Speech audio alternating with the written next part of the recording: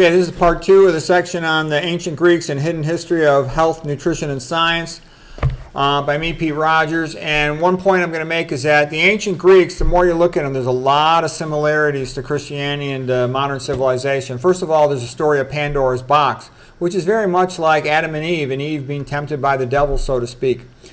Pandora's box is painted by John William Waterhouse, part of the British Victorian age painters like the Pre-Raphaelite Brotherhood disciples. The woman gets blamed for stirring up trouble. Okay, and is this unfair, or is it an accurate portrayal of how women tend to cause chaos in relationships? I don't know. I think if I asked my wife or my ex-wife, they would say no. But if you asked me... Okay, anyways, the closer you look, the more similarities you'll see between the ancient Greeks and Christianity. Now here's another one. After the flood, Deucalion holds his wife aloft by Paul Muir. He's a Polish artist. So anyways, this is like, Noah's Ark, okay? The big flood. Deucalion's son, his name was Hellen, Hellen, and that's why the Greeks are called the Hellenes. So again, you see the parallels between the ancient stories. Maybe the reason all these ancient cultures have a story about a flood is because there really was one. There were flood stories from other ancient cultures like in Mesopotamia.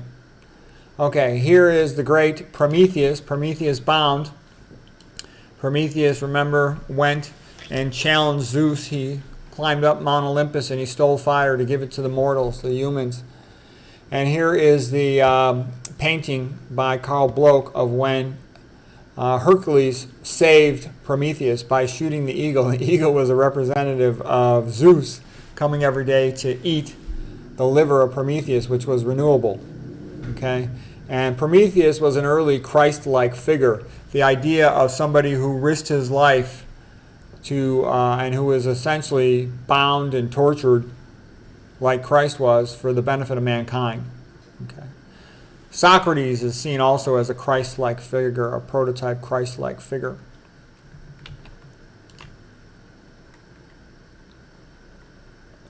Okay, here's just one of the many Greek myths.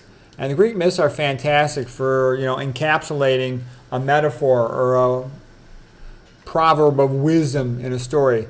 So here's Cephalus and Procris, okay? So they were young lovers, young married couple, and they were very suspicious and jealous of each other. They're both very good looking, and they were arguing, and, Cephalus went out to hunt, and she thought he was going to be cheating on her, so she followed him through the woods. He heard a noise in the bush, thought it was an animal. He threw his spear, and he accidentally killed her, okay? So that's a very sad story, and Greek myth is full of stories like that. And it's a reminder, of course, don't overreact to situations. You make them worse, potentially much worse than they were. But one of the things, one way to define a culture is a people who have shared stories and beliefs. Beliefs through religion, stories through all of these things. And that enables them to understand each other much better, to get along better, to communicate more effectively. Okay, so here's the story of Antigone. Antigone is the daughter of Oedipus. Remember Oedipus Rex, the king. Okay, and he had two sons, Polynices and Euripides. Okay, and there was problems in Thebes, and they were fighting to see who would be the ruler of Thebes. And Polynices was killed, and the new king taken over, then Euripides died too. The new king taken over was King Creon, and he felt that Polynices was a traitor to Thebes. So he said he does not deserve to be buried, let him be eaten by the dogs. But his sister Antigone tried to give him a burial, and then the guards arrested her, and King Creon sentenced her to death. And he said, "Why have you done this? You knew my edict and you disobeyed." And Antigone said, "Your laws are the laws of man, but there are laws above you. There are the laws of God, and those are the ones we must obey." And that's a great story because it tells you, don't be sucked in by a temporary despot. Do what is right. And Christianity says, do what is right. Antigone is one of the greatest plays of all time. It's a masterpiece. Okay? Antigone said, "The unwritten laws of heaven are not the laws of today nor yesterday, but for all time." Okay? And it's quite a story. We won't go into the whole play, but it's extraordinary once you know it.